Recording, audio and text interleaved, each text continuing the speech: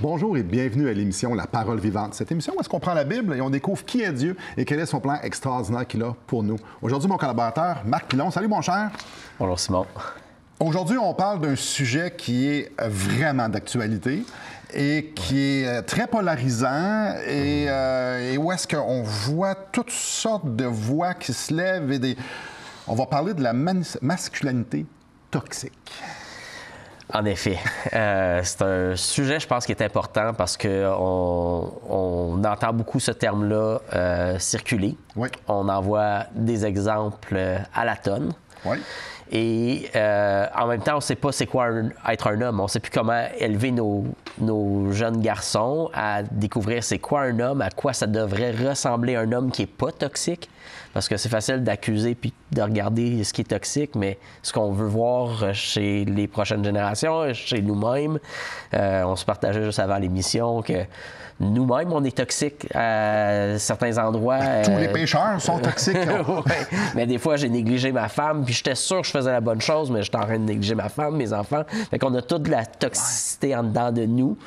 Et puis, donc c'est une émission importante. Oui, puis parce qu'il y a beaucoup de choses qui se disent. Il y a très peu de points de repère à regarder et dire « OK, je veux pas être toxique. » Parfait. Maintenant, c'est quoi un homme pas toxique selon ce que la Bible dit? Souvent, on va regarder dans notre expérience, dans notre tête, nos bonnes idées, ce que c'est avec les hommes, femmes, puis on va faire comme... Ça ressemblerait à quoi un homme pas toxique? Ouais. Alors que nous sommes deux groupes toxiques qui essayons de se dire « Hey, voici à ce que tu devrais ressembler. Ben ouais, mais moi, je veux pas ça. OK, donc t'es toxique. Aïe, aïe, aïe. Maintenant, la Bible nous parle de ça, nous donne plein d'exemples. Écoute, les hommes toxiques viennent d'une longue lignée. Oui, en fait, une des choses que je disais, c'est que si tu veux trouver le premier homme toxique dans la Bible, c'est le premier homme. Fait qu'on n'a pas besoin de chercher loin pour trouver le premier homme toxique. Ça vient d'Adam. On retrouve dans Genèse 3, troisième chapitre de la Bible.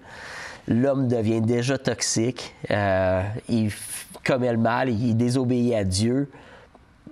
Il a peur, il se cache. Il ne fait pas face à sa responsabilité.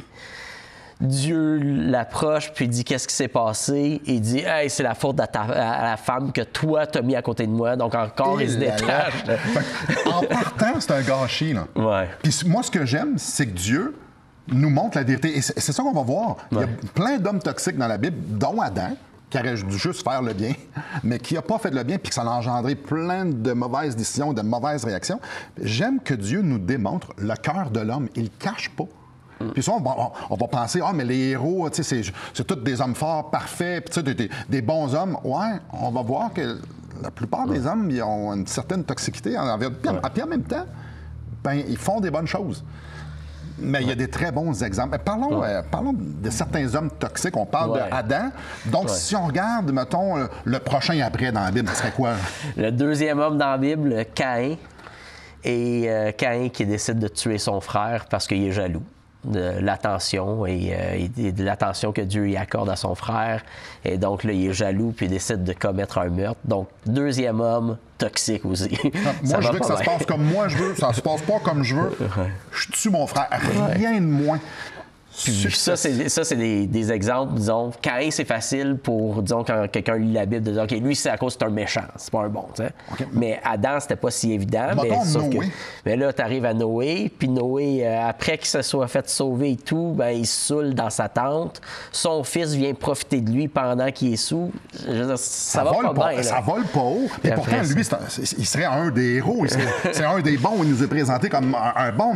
Oui, puis ce qu'on voit dans la Bible, c'est que il n'y a personne qui peut prétendre être bon, sauf un qui est Christ.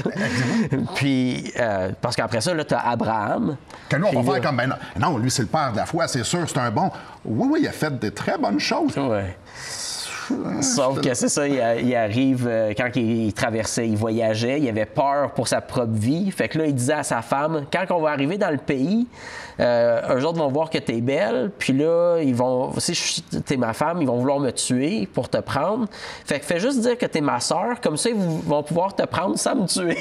C'est pas nécessairement c'est pas tant un mensonge, mais un petit peu, là. tu veux que ta femme se fasse prendre par ces hommes-là, par ces gens-là, par les dirigeants de ce pays-là. Puis ça implique tout ce que ça implique pour sauver ta vie.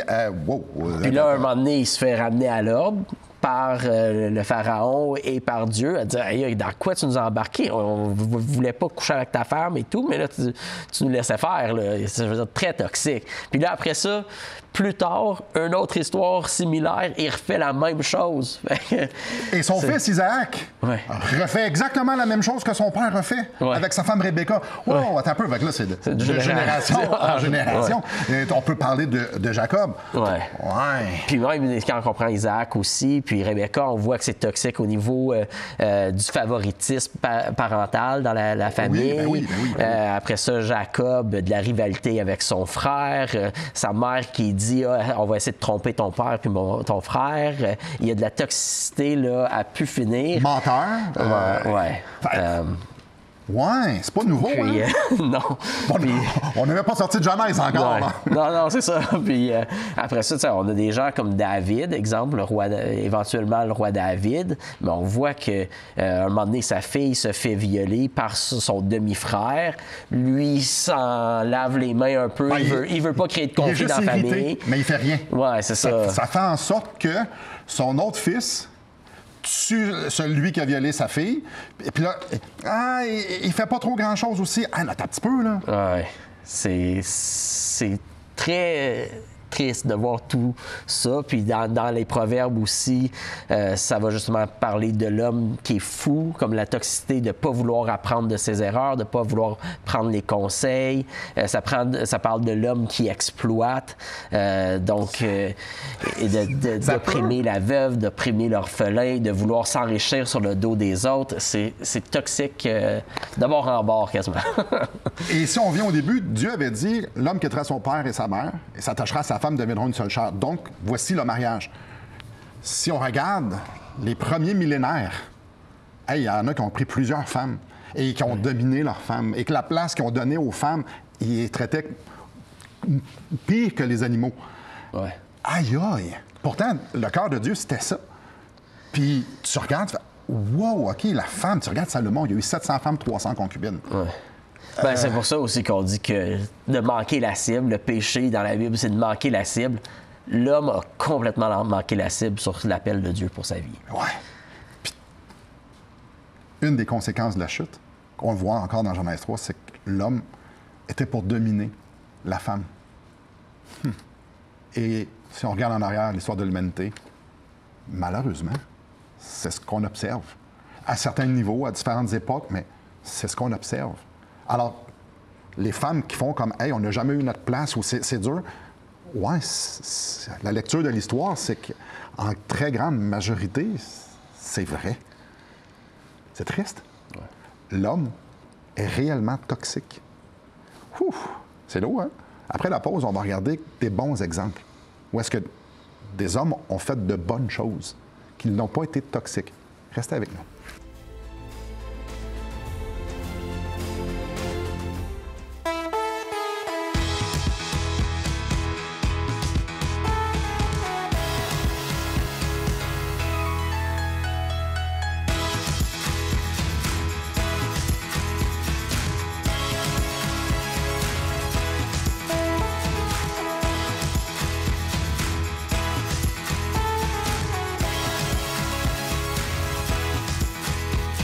Pour en savoir plus, visitez radioespoir.ca.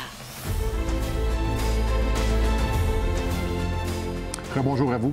Oui, comme on a vu, les hommes toxiques, ça n'a pas commencé dans les années 2000. Là. Non. Ça a commencé à l'homme 1. Ouais. Et on a vu plein d'exemples d'hommes qui l'ont échappé solide et que leur vision de la femme et leur vision de leur propre rôle en tant qu'homme, et là. Mais la Bible nous démontre aussi des exemples où est-ce que les hommes ont pris leur rôle à cœur et ont fait la bonne chose. Fait que je te laisse commencer. Oui, c'est ça. Heureusement qu'on a aussi certaines lueurs d'espoir au milieu de tout ça. Ouais. Un des exemples qui me vient en tête, c'est celui de Joseph, qui avait été pris comme esclave en Égypte. Il servait à un maître qui s'appelait Potiphar.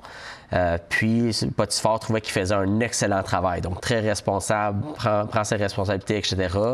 Mais il avait confié toute sa maison, tous ses biens, etc. Puis lui a été trouvé fidèle dans le travail qu'il a fait. Mais il y avait une femme, la femme de Potiphar, elle était aussi dans la maison dans ce temps-là. Puis ça aurait été facile pour lui de profiter de la femme de Potiphar parce qu'en plus, c'est cette femme-là qui il courait après, puis elle disait « couche avec moi », puis tout ça. Mais Joseph, on va voir un exemple d'une masculinité non toxique où il dit « non, t'es la femme d'un autre, moi, en fait, il s'en va en courant, puis même il arrache son vêtement pendant qu'il court. Ouais. Fait qu'il se fait même faussement accuser. Après ça, il se fait mettre en prison pour ça, même s'il a bien agi. Mais on voit que malgré qu'il y a beaucoup de modèles d'hommes toxiques, heureusement, ça nous démontre que l'homme peut choisir aussi de ne pas l'être. Et Joseph a pris beaucoup de bonnes décisions. Et il a été intègre, et on le voit tout au long de sa vie. Et la délivrance d'Israël a passé par son intégrité. Ouais. C'est un très bon homme, pécheur, mais un très bon homme. Daniel, plusieurs années plus tard, le peuple d'Israël se fait emmener en captivité à Babylone. Ouais. Et donc, Daniel, lui, il n'y avait pas beaucoup de place, mais finalement, Dieu l'a mis à des places, Dieu l'a placé pour qu'il puisse avoir la faveur du roi. Ouais. Et Daniel, c'est un homme intègre. Je lis Daniel chapitre 1, verset 8. « Daniel résolut de ne pas se souiller par les mets du roi et par le vin dont le roi buvait. Et il pria le chef des eunuques de ne pas l'obliger à se souiller. » Donc, le roi, il dit « Non, fais comme nous on fait. » Il a fait « Non, moi j'ai des convictions, je peux pas. Ouais. » Et par une série de choses qui sont arrivées, Daniel a trouvé grâce aux yeux du roi et il s'est fait mettre lui aussi dans une place où il y avait beaucoup d'influence. Et puis, il a choisi de ne pas utiliser cette position-là pour écraser les autres et demeurer très humble au service du royaume, donc de ne pas profiter de sa position, de son pouvoir, de ne pas être là pour exploiter les gens. Il y en a qui ont manigancé justement parce que c'était un juif puis qui adorait Dieu. Il y a eu un édit qui s'est fait mettre comme si les gens n'adoraient pas le roi, eh bien, qui se ferait mettre, qui mourrait, lui a dit non. Mieux que ça, il priait devant sa fenêtre. Oui. Puis c'est ça, on voit des exemples justement que... parce que souvent, quand on parle de masculinité toxique, c'est cette notion-là de pouvoir. Hein? On sait que l'homme utilise mal son pouvoir. Ouais. Puis pourtant, l'aspect, disons, fort et courageux de l'être humain, et puis de l'homme en particulier, c'est quelque chose qui nous est donné de Dieu. Oui. Comme Dieu l'a donné à l'homme pour qu'il soit un protecteur, qui se lève justement contre l'injustice et tout. Puis, tantôt, on parlait de David dans une mauvaise situation, mais David a utilisé son courage pour défendre le peuple, pour abattre le géant Goliath, pour amener de la délivrance. Donc, il y a une histoire, je lisais un livre qui s'appelle... c'est de Nancy Pearcey sur la masculinité toxique. Puis, elle dit, à un moment donné, il y a une histoire, un jeune homme rentre dans un bar, c'était la soirée des dames, donc il y avait beaucoup de femmes dans le bar, puis il se met à tirer sur tous les gens et tout. Puis il y avait évidemment des hommes et des femmes quand même dans cette soirée-là, mais... Là, on voit clairement un modèle toxique. Quelqu'un qui rentre puis qui se met à abattre tout le monde, puis en particulier les femmes. Ouais. Mais en même temps que ça, la même histoire, ce que les témoignages ont dit par la suite, c'est qu'il y a des hommes qui étaient dans le bar, qui, eux, ont pris les femmes, les ont cachées en dessous d'une table de poule. Eux, ils ont fait une barricade humaine, puis pour sauver la vie des filles, pour qu'eux reçoivent les coups de feu au lieu des filles. Puis, même à tour de rôle, ils passaient les filles pour les faire sortir pour être sûr qu'ils soient en sécurité. Donc, Dieu nous a donné du courage, puis de la masculinité, puis de la force pour le bien. Mais on peut l'utiliser pour le mal. Bien, c'est ça dans la Bible, entre autres avec Jésus. Je veux dire, Jésus, c'est le modèle par excellence de donner sa vie pour ceux qui sont à notre charge. Et si on parle de puissance, il est le créateur. Il domine sur toute chose. Il est le souverain maître. C'est comme ça qu'il se présente dans la Bible, que c'est lui qui a mis en existence tout ce qu'on voit. Ouais. Alors lui, il aurait pu venir en roi, en empereur, puis assujettir tout le monde. Non, il est venu pour servir. Il est venu dans un corps humain. Il a pris la forme d'un homme, puis il est venu servir. Il est venu faire du bien. Que ce soit aux hommes, aux femmes, aux enfants. Ouais, il y avait les gens. Il dit, laissez-les venir à moi, les petits-enfants. Il n'y a personne qui se sentait menacé par sa puissance. Ouais. Et parce que le fait qu'il est un roi, personne ne se sentait menacé. C'est pas tout le monde qui l'ont reconnu, mais les gens se sentaient bien à côté de lui. N'est-ce pas extraordinaire que l'être le plus puissant de toute éternité s'incarne et que le monde se sente bien à côté de lui? Jésus exprime, démontre, manifeste la masculinité la plus saine qu'il ne peut pas y avoir. Jésus n'a pas oppressé les femmes, n'a pas oppressé les gens vulnérables. Jésus n'a pas été là pour que les yeux soient fixés sur lui. Jésus était là pour prendre soin des gens et pour démontrer que le royaume de son Père était un royaume extraordinaire. Mais quel modèle! Restez avec nous. On va continuer d'en parler après la pause.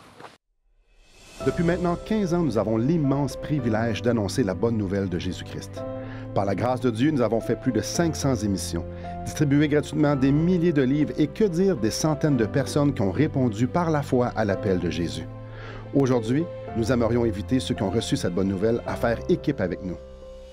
Aimeriez-vous avoir un impact dans la francophonie pour l'Évangile? Joignez notre équipe en participant financièrement à la production de l'émission et en nous permettant de continuer à offrir de la littérature gratuitement à ceux qui sont ouverts à l'Évangile. Contactez-nous. Il nous fera plaisir de vous partager comment vos prières et vos dons peuvent faire la différence.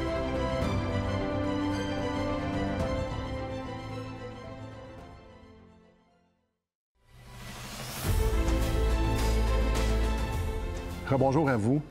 Marc, à la lecture de la parole de Dieu, un homme ne peut pas arriver à une autre conclusion que de dire « ouais ». Ouais. Exactement. Et surtout si le modèle parfait de la masculinité, c'est Jésus. Alors, quand je me compare à Jésus, je ne peux pas arriver à une autre conclusion que je suis toxique. Et faisons bien le discernement ici, là, une distinction, il y a comme un spectre là-dedans. Là. Il y a du monde qui sont vraiment très dépravés, puis que leurs actions, écoute, c'est très destructeur, puis il y en a d'autres, ben, c'est peut-être au niveau du cœur. Peu importe où on se trouve sur le spectre. Ouais. Ben, c'est ça, on a un examen à se faire de soi-même, Clairement. à savoir comment est-ce que je peux utiliser les attributs que Dieu m'a donnés, comment je peux utiliser mes ressources, mon pouvoir, ces choses-là pour faire le bien et non pour faire le mal. Donc la Bible, elle parle vraiment qu'il n'y a pas un seul juste. Il n'y a personne qui peut prétendre être juste. Donc, on doit se regarder, puis on doit analyser. Puis la Bible nous donne des listes complètes de voici toutes les choses que tu devrais fuir ou chercher à éliminer dans ta vie parce que c'est des comportements toxiques. Et voici des listes de choses que tu devrais poursuivre dans ta vie pour devenir de moins en moins toxique pour les gens autour de toi. Ouais. Donc, ça s'appelle la repentance. C'est de dire, j'admets que ça, c'est mauvais, je ne veux plus ça, je tourne de bord, je fais un 180 et maintenant, je poursuis autre chose par la grâce de Dieu. Je vais juste interrompre ici. Et Jésus, c'était ça, son discours. C'était ça, sa prédication. Repentez-vous et croyez la bonne nouvelle. Donc, repentez-vous, dans différentes mesures, je ne suis pas à la hauteur.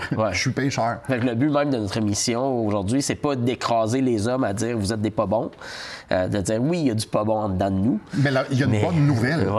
La bonne nouvelle, c'est que Jésus est venu sauver des pécheurs. Alors, si tu te qualifies comme pécheur, ben l'Évangile s'applique à toi et on peut... Puis c'est une bonne nouvelle pour les femmes aussi, parce certainement. Que si tu es une femme qui vit quelque chose de difficile avec un homme toxique, il y a de l'espoir que cette personne-là puisse rencontrer Jésus, puisse choisir de se détourner de ses mauvaises voies pour poursuivre les bonnes. Fait que j'aimerais ça peut-être juste donner quelques exemples. Dans la parole, ça va nous dire à l'homme de fuir la convoitise sexuelle et l'impureté. Je crois que juste la culture de la pornographie et tout ça, c'est des choses qui contribuent énormément à ce que l'homme perçoive la femme comme un objet, la perçoive de façon méprisante, condescendante.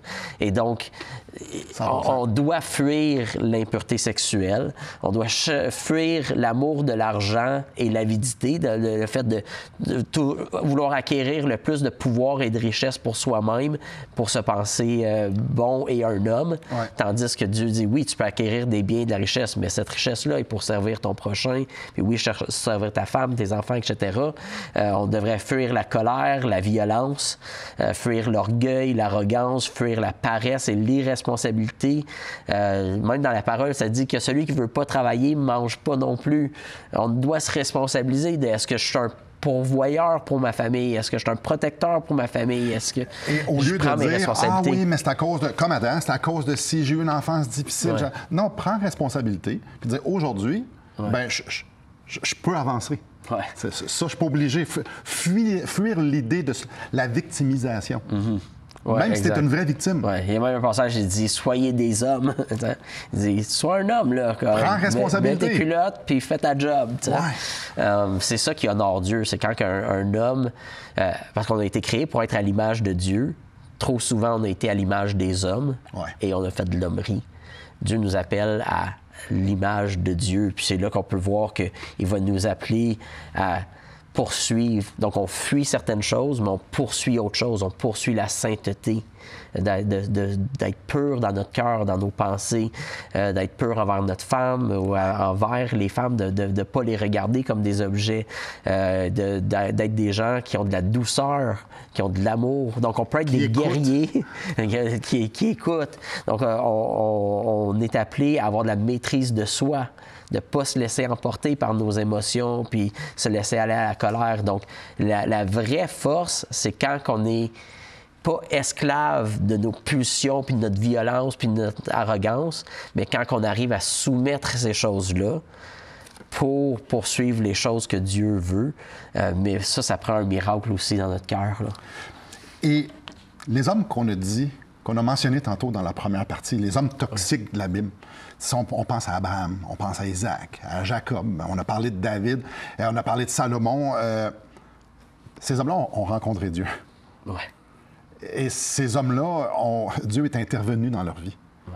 Ces hommes-là, on les voit certains au chapitre 11 d'Hébreux. C'était des hommes de foi. Où est-ce que Dieu dit, ils ont marché avec un cœur pour moi. Ouais. Alors, peu importe où est-ce qu'on est parti, peu importe les erreurs qu'on a faites, le sang de Jésus nous purifie de tout péché. Ouais. Et il est possible de marcher en nouveauté de vie. Il est possible de se mettre à une place, d'être à une place où est-ce que le Seigneur change nos cœurs pour que nous ressemblions plus à Jésus, en fuyant et en aspirant, en cherchant à ressembler à Christ et s'appuyant sur lui, dire « Hey, viens le produire en dedans de moi. Je veux être un homme qui est à l'image de Dieu. » Restez avec nous. Après la pause, on va continuer de parler de Jésus.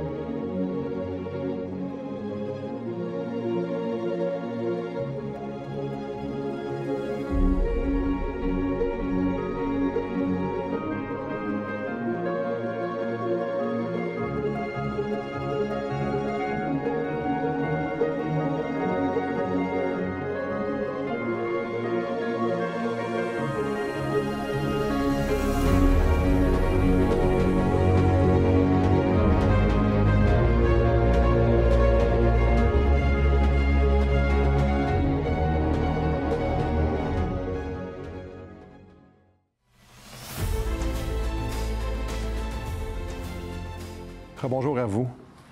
Marc, tu vas partager que tu voulais t'adresser aux hommes, tu as un message à leur dire. Oui, parce qu'on parle de ces concepts-là, puis là, on parle entre nous et tout ça, mais il y a des hommes qui écoutent à la maison, puis qui sont toxiques, malheureusement. Donc, je veux vous dire, il faut que ça l'arrête. Il faut que ça l'arrête, la toxicité des hommes. Puis, on a besoin de se repentir. Vous avez besoin, si tu es là dans ton salon, tu as besoin de te repentir. Puis c'est le bon moment de le faire. tu peux choisir de vivre une vie nouvelle si tu te tournes vers Christ. Délaisse la toxicité, puis choisis aujourd'hui de devenir un homme qui va utiliser toute la force, la puissance que tu as pour te battre pour le bien de ceux qui sont autour de toi, puis pour la justice. Merci d'avoir partagé ça, parce que, ouais, il y en a. Tantôt, on parlait du spectre. Il y en a qui détruisent beaucoup de vies alentour d'eux. Puis probablement que des personnes qui sont les victimes de ces hommes toxiques-là, qui nous entendent, puis qui font comme « Eh boy! »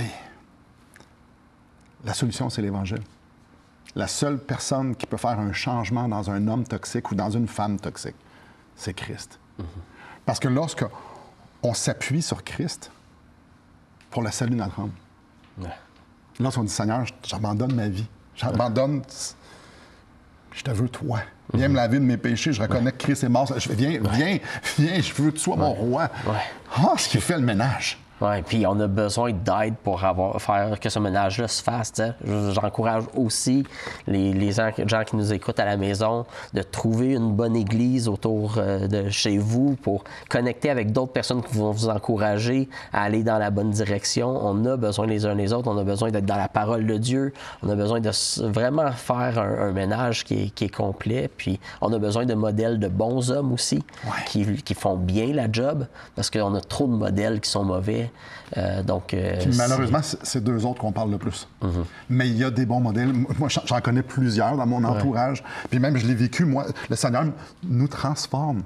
Le Seigneur produit en nous cette volonté-là d'abandonner et de vouloir aspirer, de chercher Christ. J'aimerais ça qu'on termine l'émission en regardant un verset qui est délicieux. Éphésiens chapitre 5. Verset 25, qui nous dit « Marie, que chacun aime sa femme comme Christ a aimé l'Église et s'est livré lui-même pour elle. » Jésus, c'était un homme saint. C'était un homme qui est un modèle de comment traiter sa femme. Parce que les personnes pour qui il est mort, il les appelle son épouse. Et il nous demande à nous, les hommes, d'aimer notre femme comme Christ a aimé l'épouse, comment c'est bon, c'est rassurant d'être avec Jésus. Ce Dieu parfait, ce bon berger, et qui nous montre à servir et à bénir et à soumettre, pas soumettre, à être humble. Ouais. Mes chers frères et sœurs, les hommes, mesdames, regardez à Christ, il est la seule solution. Merci Marc, merci à vous et que le Seigneur vous bénisse.